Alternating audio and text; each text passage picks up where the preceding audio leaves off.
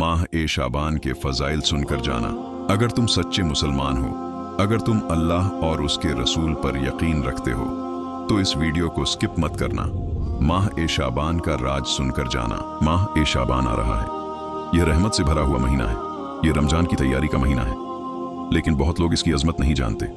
आज की कहानी आखिर तक जरूर सुनिए, क्योंकि यह सिर्फ कहानी नहीं है, यह ईमान को जगाने वाला पैगाम है। यह दिल को नरम करने वाली बात है। इसमें मेराज का नूर भी है और मौला अली का जिक्र भी। माह ए शाबान को नबी का महीना कहा गया है। इस महीने में रहमत के दरवाजे खुल जाते हैं। फरिश्ते आमाल लिखने में खास ध्यान देते हैं। यह तौबा और मगफिरत का महीना है। यह दिल को साफ करने का वक्त है।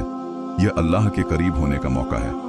औलिया इस महीने को बहुत अहम मानते हैं। शाबान इंसान को बदल देता है। यह रमजान के लिए तैयार करता है। यह ईमान को ताज़ा कर देता है। मेराज एक बहुत बड़ी रात है। जिस रात नबी आसमानों की सैर पर गए, यह अल्लाह की तरफ से खास इनाम था। इसी सफर में नमाज का तोहफा मिला। यह रात रूहानियत से भरी हुई है। यह अल्लाह से करीबी की निशानी है। उलमा इस रात को शाबान से जोड़ते हैं। यह हमें अल्लाह की तरफ बुलाती है। यह मोमिनों के लिए रोशनी है। यह दिलों को जिंदा कर देती है। मौला अली का जिक्र आए बिना शाबान मुकम्मल नहीं। मौला अली बहादुरी का नाम है। मौला अली इंसाफ का नाम है। मौला अली इल्म का दरवाजा है। शाबान में उनका जिक्र दिल को मजबूत करता है। उनकी जिंदगी हमें हक सिखाती है। वह नबी के बहुत करीबी थे। वह इस्लाम की ढाल थे। उनका नाम सुकून देता है। यह जिक्र ईमान बढ़ाता है। माह ए शाबान के रोज़ों की बहुत फजीलत है।